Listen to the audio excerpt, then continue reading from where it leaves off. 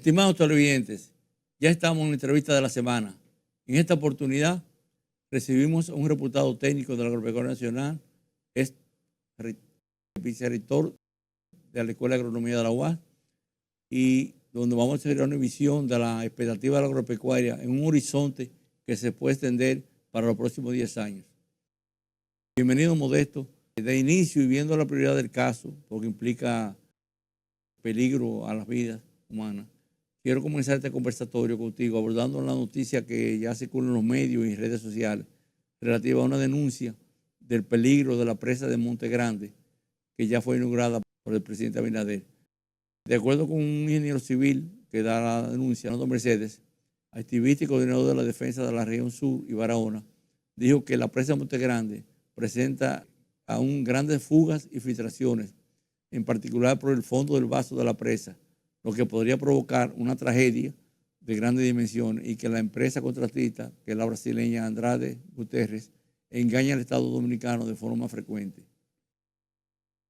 En ese sentido, ¿tú tienes alguna noticia sobre eso o qué tú crees que debiera accionar el Estado ante esta bien, Oscar, primero noticia? Darte las gracias por invitarnos de nuevo a este importante e interesante programa, poderle llevar las inquietudes que nos presenta a los amigos televidentes y de alguna manera decirte que fuimos decano de la Facultad de Ciencias Agronómicas y Veterinarias, no vicerrector, sino es decano, seríamos hoy día. Perdón, escúchame. Sí.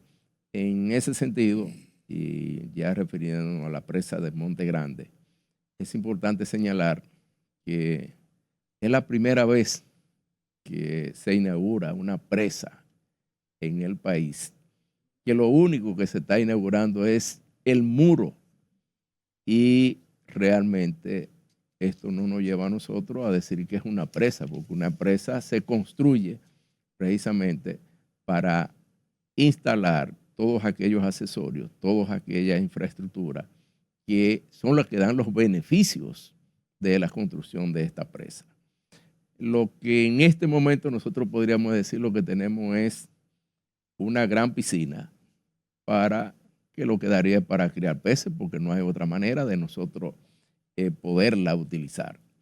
Es una infraestructura, primero, que en sus compuertas no tiene los accesorios que corresponden. Hay una cantidad de sensores que debe tenerse que no lo tienen. Pero encima de eso, como bien ha dicho, hay fisuras en el muro, hay fisuras en las compuertas. Tenemos 5 filtraciones ya identificadas en el fondo de la presa.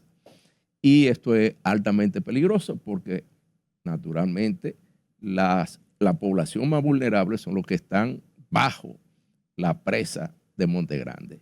Entonces, todas estas familias que ya han recibido el impacto de la construcción de poca planificación por parte del gobierno, en el cual no se le ha dado lo que se le ha prometido a esas familias. Ese es el primer impacto. Nosotros tenemos más de 460 familias y 800 familias que han quedado afectadas indirectamente, y la protesta que han llevado a cabo esta familia por la construcción en la manera que se ha hecho de la presa de Monte Grande, pues naturalmente que no crea problemas. Pero debo decir que la infraestructura que debe tener esta presa para lo que es la irrigación de tierras, para los fines agrícolas, como también para la generación de energía, así como también para la producción de agua potable.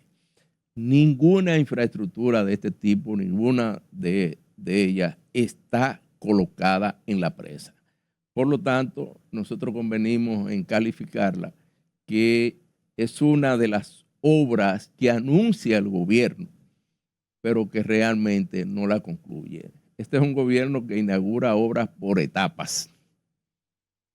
Si nos vamos al muro que se ha construido, la verja que se está construyendo en la frontera, principalmente por la parte de Dajabón, hemos visto que 1 kilómetro, 1.5 kilómetros de verja lo ha inaugurado, cuando realmente tenemos una verja que ocupa muchos kilómetros en la frontera. Entonces, para nosotros no es raro, lo que tiene que tener claro la población, que este gobierno realmente lo que hace es anunciar obra, pero realmente no la concluya. En el caso de la presa de Monte Grande, el peligro está presente. Una pequeña fisura, pues naturalmente en el tiempo va a ir generando aperturas mucho más grandes que van a poner en peligro. ¿Qué puede tener de beneficio?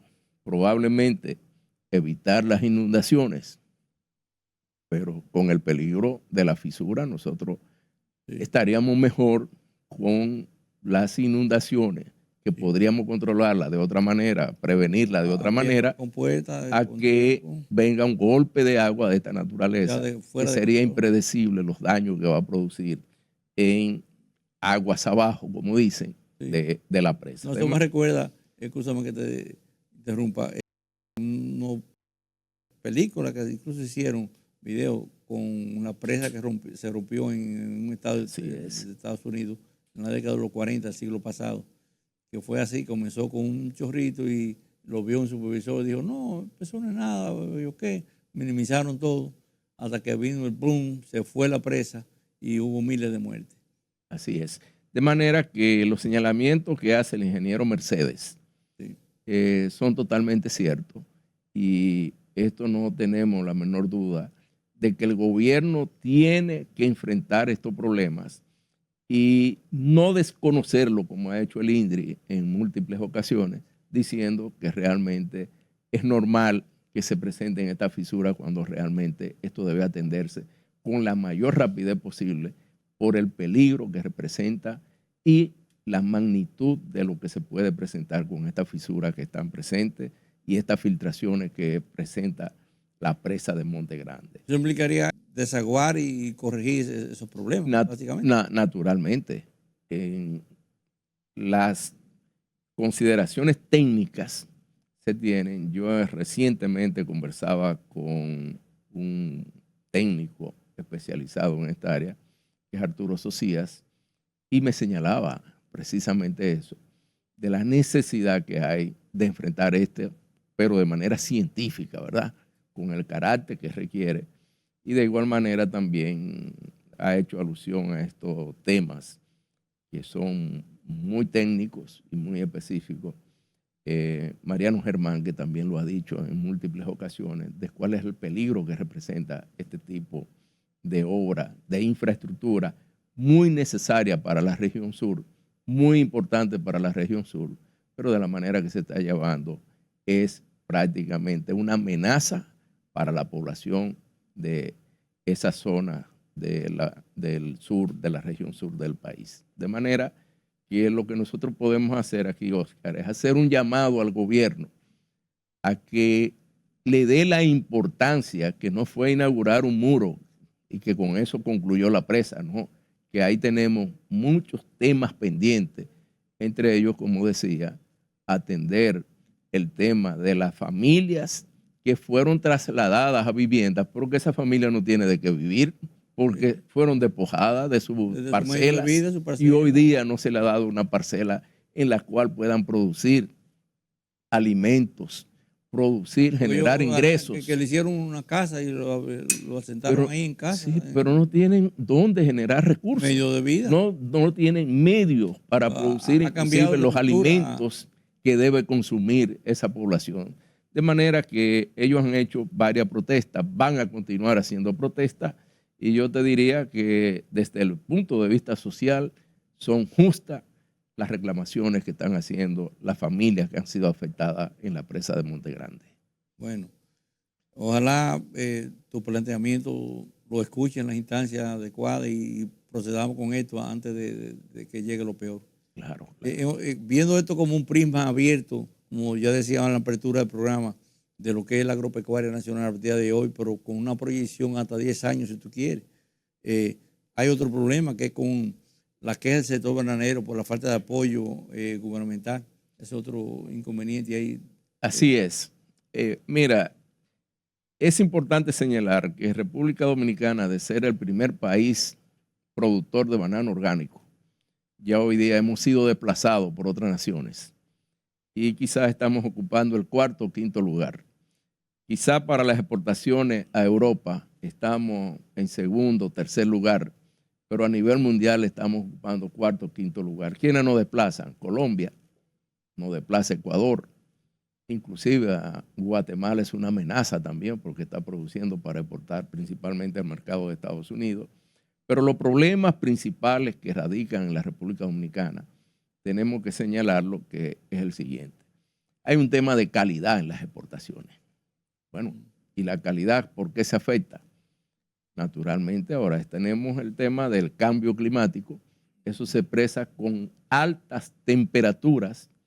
Esas altas temperaturas deforman naturalmente el fruto. Ya la calidad del fruto no es el mismo, pero favorecen la incidencia de plagas. Y aquí tenemos lo que es el ácaro del banano, que afecta significativamente al fruto y naturalmente pierde mucha calidad. Entonces, en ese sentido, yo diría que a nosotros nos hace falta mayor inversión. Fíjate que en materia de investigación este país no invierte nada. Nosotros hemos alcanzado esos lugares, pero no de manera sostenible. Ser el primer productor de banano orgánico, bueno, fue un orgullo para la República Dominicana, pero es precisamente en este periodo en el cual se pierden esos lugares, ese primer lugar que nosotros ocupamos. Sí, que 460 contenedores portados por mes, bajamos a 300. Y vamos a verlos en ingresos. Nosotros producíamos más de 350 millones de dólares generados por el banano. Ahora apenas estamos alrededor de los 200 millones de dólares. De manera que nosotros hemos tenido bajas significativas. Ahora, ¿cuáles son las soluciones que nos podríamos plantear aquí? Primero, mayor asistencia técnica. Nosotros tenemos que mejorar la producción.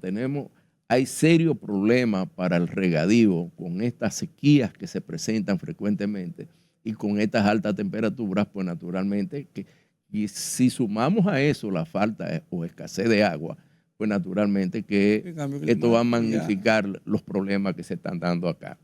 La otra parte que nosotros tenemos que mirar, tú sabes que todo esto se exporta en contenedores refrigerados, pues naturalmente los costos siguen siendo lo mismo, pero también a los productores se les ha incrementado el precio de los fertilizantes. Sabes que ya no se cotiza en pesos, es en dólares que se cotiza. Tú vas a las empresas vendedoras de productos agroquímicos y el precio te lo dan en dólares. De manera que esto también afecta. Entonces, ¿qué está faltando? Este gobierno se caracteriza, y lo debo decir así, por la falta de planificación.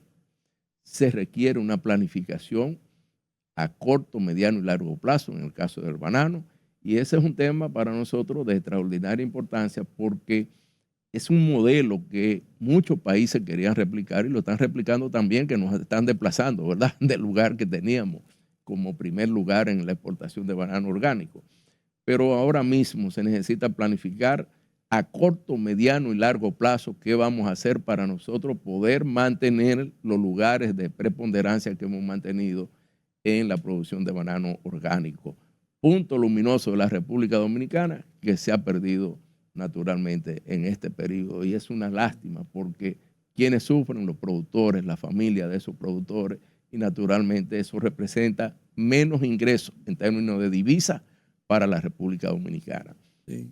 Más de 100 millones de dólares están dejando de entrar al país por la reducción y debo decirte que también la producción se ha reducido significativamente porque llegar a un 30% menos de producción también es un tema que hay que valorar en el análisis de la crisis del banano en la República Dominicana en este momento.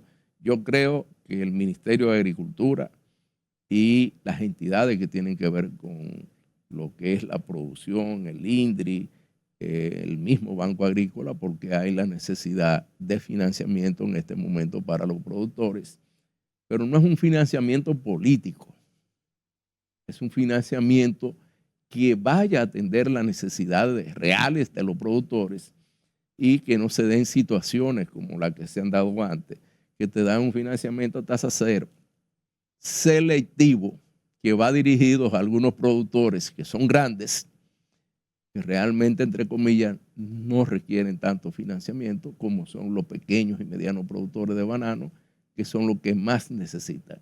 Entonces, esa parte de favorecer en términos políticos a productores que están identificados con el gobierno de turno no es lo que corresponde. Lo que corresponde es atender las necesidades, y lo que más necesitan en este momento son los pequeños y medianos productores de banano del país. Sí. Modesto, también otro elemento que quiero oír tu opinión es la parte de la política sanitaria del Estado, pero referido básicamente a lo que es el control y erradicación de la PPA. Mira, es un tema que nos llama mucho la atención, porque nosotros estamos en una situación de crisis con el manejo de la peste porcina africana. ¿Por qué de crisis? Porque ya no hay parte del país que no haya peste porcina africana. Las principales granjas de este país se han reducido, es decir, que han desaparecido. Pero las 400 y tantas granjas que habían, ¿cuál era? Oye este dato, nosotros que teníamos alrededor de 110,000 madres, sí, hoy día apenas podemos contar con alrededor de 25,000 madres. Yo creo que el mal manejo, no sé si recordará que a través de APHIS, Estados Unidos, sí, a través de OIRSA, vinieron programas para hacer, ¿verdad?, el manejo adecuado. Porque los focos, hay que explicar que cuando tú tienes un pequeño foco, es posible la erradicación en ese pequeño foco. Si tú eliminas todo lo que está por ahí, sí, en los alrededores, los cerdos en el traspatio, etc. Pero cuando se hace de manera ineficiente y no hay la voluntad política de hacerlo, entonces eso nos lleva a nosotros a caer en el desastre en el que estamos hoy día. ¿Por qué se retira tanto la OIRSA de ese programa como se retira también APHIS de los Estados Unidos? Yo debo decirte que desde que apareció la peste porcina africana, que fue en el año 2021, hasta la fecha se han gastado alrededor de unos 1.500 millones de dólares.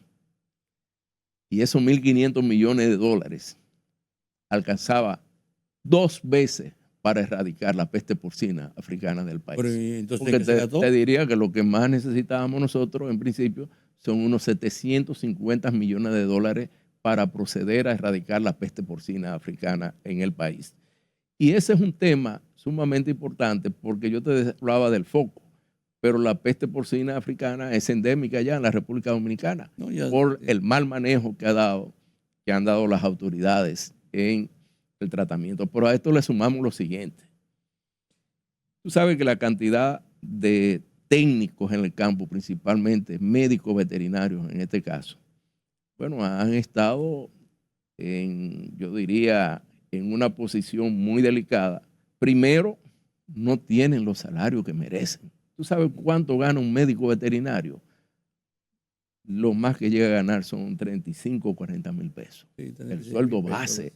Entonces, con ese salario no van a ninguna parte. En este momento, el Colegio Médico Veterinario, inclusive, ha estado promoviendo huelga, ha estado demandando del gobierno que le ha prometido que se le dé el pago, que se le aumente. Ellos están buscando que se le pague cerca de los 60, 70 mil pesos, como debe ser. Y eso no alcanza, porque si tú ves cuánto cuesta la canasta básica familiar, la promedio anda cerca de los 50 mil pesos. ¿Y cómo es que un técnico, un médico veterinario que pasa 5 años prácticamente en la universidad, entonces te va a ganar a ti apenas unos 35 mil pesos? La canasta básica familiar en el primer quintil está costando cerca de 28 mil pesos. Oye, un agrónomo, en este caso un médico veterinario, que gane 35 mil pesos, apenas le daría para comprar la de menos ingresos, sí, que la del primer quintil. Arroz, habichuela y apenas, carne 2 días quizás. Pero ¿qué le quedaría? Porque la canasta básica no solamente es alimento, tiene que ver con el tema de educación, que es deficiente en este país, con el tema de electricidad, con el tema de la vivienda. agua, en fin, son muchos La los... gente cree que el canasta que es la comida nada más. No, Es todo. son todos los servicios que demanda una familia y entonces están clasificados por quintil. De manera que en esa es otra parte que nosotros queremos demandar del gobierno del presidente Luis Abinader, de las autoridades del Ministerio de Agricultura, de que de una vez por todas enfrenten de manera seria lo que es la erradicación total ya de la peste porcina africana. Y lamentablemente con esto tenemos que erradicar, ¿verdad? Tenemos que eliminar los cerdos que están en el país, a pesar de que tenemos buena genética, pero lamentablemente en este momento nosotros somos el único país junto con Haití prácticamente que tiene presente la peste porcina africana, y eso es realmente muy peligroso porque en términos del comercio los países le tienen miedo a la República Dominicana porque podría llevar la peste porcina africana, dime tú, un país como Brasil, el mismo Estados Unidos tiene mucho temor de nosotros. No, seguro. Entonces, yo creo que debemos hacer un plan serio y dejar de hacer politiquería con un problema tan serio como la peste porcina africana, como es la producción de carne de cerdo en el país, que la necesitamos. Sí. Decirte, nosotros estamos importando la mayor cantidad. Nosotros estamos ya, antes importábamos, después de la peste porcina africana, nosotros antes de la peste porcina africana importábamos solo el 30%. Ahora estamos importando más del 70% de la carne de cerdo, lo cual indica que también por ahí estamos perdiendo divisas, además de generar ingresos por parte de los productores en la República Dominicana. ¿Quiénes se benefician? Importadores que realmente requieren esta parte. De manera que nosotros exhortamos al gobierno a desarrollar un plan serio para la erradicación de la peste porcina africana y que se le pague a los médicos veterinarios el salario que realmente merecen y el que ellos demandan. Sí. Modesto, ya cerrando este tema con una anécdota muy particular. En este programa, iniciando el 2021, entrevistamos a una persona que denunció la entrada de una enfermedad que todavía se decía que era un virus, ¿no? Y las autoridades no hicieron, y yo en 2 oportunidades o 3 hice mención del caso y de que se investigara que era un virus, no, que eso fue algo nada más no lo vieron, que como ya lo dicen todas las indicaciones, que pasó de Haití aquí, fue, y entró por ahí, pero si en ese momento se coge y se cerca toda esa zona ahí, quizás no tuviéramos este problema. Así es. Esos 1.000 y pico millones de dólares no se hubieran gastado. No, pero en el fondo, quizás muchos quieren manejar dinero y no hacer lo que este país requiere necesariamente. Sí. No, la falta de una acción en el momento oportuno, eso genera problemas como lo que estamos teniendo con la peste porcina africana al día de hoy.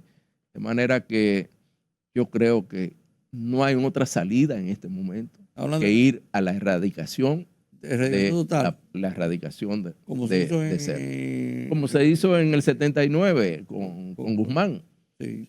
Cuando era presidente, Antonio Guzmán, y era el mismo Hipólito Mejía, secretario de Agricultura en ese momento. Seguro. Y aquí se erradicó, lógico, teníamos una población mucho más pequeña, pero en este momento está reducida la población de cerdo en el país. Y es más fácil. Y por lo tanto es más fácil, es menos costoso hacer la erradicación. Pero implicaría aceptar el fracaso, digamos. Sí. No, pero es que aceptarlo, digo yo, tenemos que poner al país primero, ¿verdad?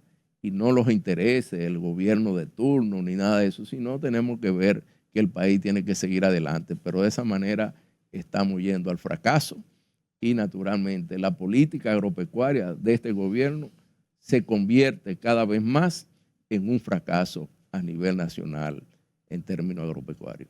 Otro tema importante que fuera bueno que abordáramos, que tuviera tu visión, es la parte de lo que es la mano de obra, que dependemos de Haití, lógicamente, para el sector agropecuario en general. En este caso, iniciamos con lo que es el parámetro de las 15 medidas que anunció el presidente Abinader, englobando todo el problema, no solamente eso, sino la movilidad de los obreros haitianos que van de una finca a otra, la ausencia de un registro civil que indique quién eres tú. O sea, el ciudadano allí, la gente uno lo comprende quizás por eso, pero no hay muy poca gente, nada más una clase muy específica que logra tener un registro civil que indica. Aparte que ya no hay prácticamente oficinas trabajando allí en eso, en Haití. Entonces genera una crisis laboral porque los mismos banaderos lo dicen. Necesitamos 3,000 operadores por lo menos que le den un carnet certificado, pero entonces hay sectores acá que se oponen de la parte de migración porque dice que eso no está previsto en la ley. O sea que es un problema que no sé cómo tú lo enfocarías. Bien, yo te diría que si nos vamos a la producción de caña en años anteriores, ¿verdad? Sí. Venían los nacionales haitianos al corte de la caña. Sí. Y venía un número y luego se regresaban. Sí. Entonces, si en aquella oportunidad que teníamos menos tecnología para hacer estas contrataciones que se hacían de gobierno a gobierno, inclusive se hacía. Pero naturalmente que debemos reconocer que la situación del país en Haití es una situación de crisis. Realmente Haití no nació, buscó la libertad y ahí se quedó prácticamente en la libertad de los negros. Pero destruyó la fuente de riqueza. Pero no construyó una nación. No. Y al no construir una nación, pues devienen la cantidad de problemas que tiene este país. Esta es una manera de decir que no hay con quien negociar directamente para ver qué salidas se pueden buscar. Sin embargo, en materia agropecuaria, esa mano de obra que se demanda hoy día indica claramente la falta de los niveles de tecnología que debe tener la República Dominicana, porque casi todos los trabajos que se hacen en el sector agropecuario, excepto aquellos productores más grandes que tienen ciertos niveles de tecnología, se hace de manera manual. Y esto naturalmente tiene que cambiar. Y tenemos que buscar alternativas y aprovechar esta crisis que se da para nosotros hacer la inversión que se requiere en tecnología. Yo te voy a poner el caso del arroz. Aquí hay productores que en el arroz prácticamente el 80% de las actividades las hacen de manera mecanizada. Para la siembra, para los sistemas de riego que tienen, bueno, bastante eficientes, cosechan para todo lo que es el tratamiento con insumos agrícolas, fertilizantes, plaguicidas. En fin, nosotros tenemos aquí lo que es una tecnología que se está utilizando ya en la República Dominicana. ¿Por qué el gobierno no puede hacer lo mismo con pequeños y medianos productores? Eso bajaría la cantidad de mano de obra que requiere el país. Pero en las situaciones que estamos realmente lo necesita. Esto tenemos que sumarle lo siguiente.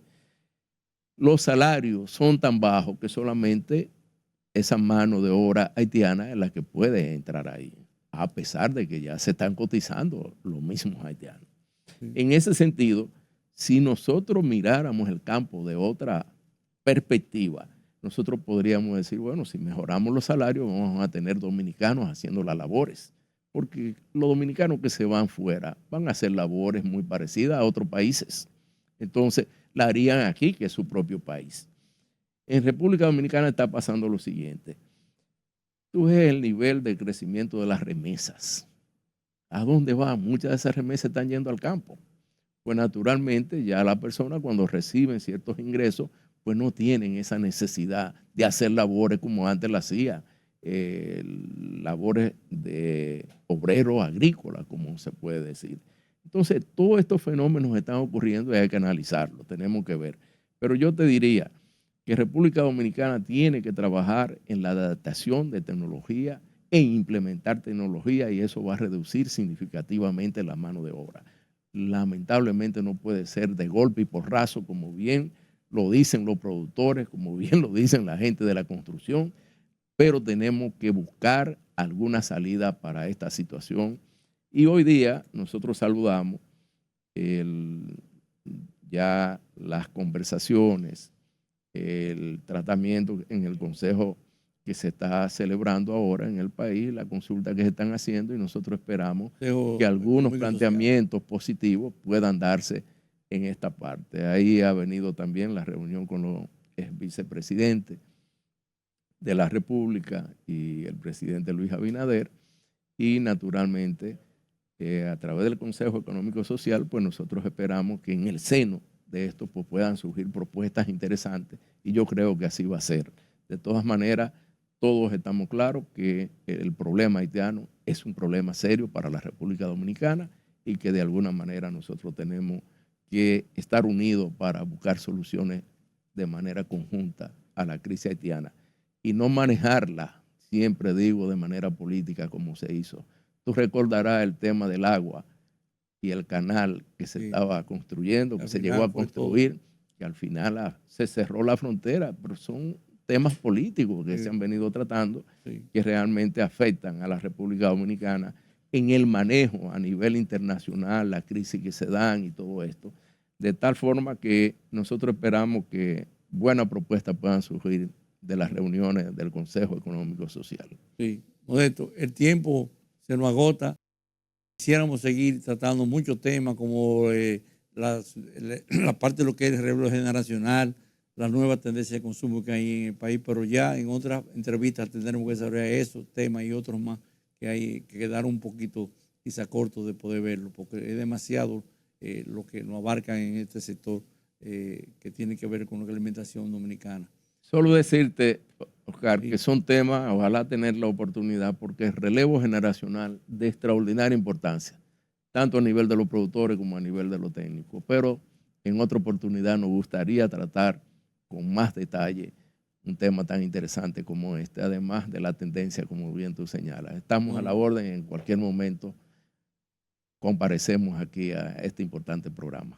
Gracias a ti por tu participación y estas informaciones tan precisas y orientadoras. Amigos, con la entrevista concluimos el programa. Muchas gracias por su atención. Le esperamos el sábado a las 9 de la mañana en este mismo medio. Muy buenos días.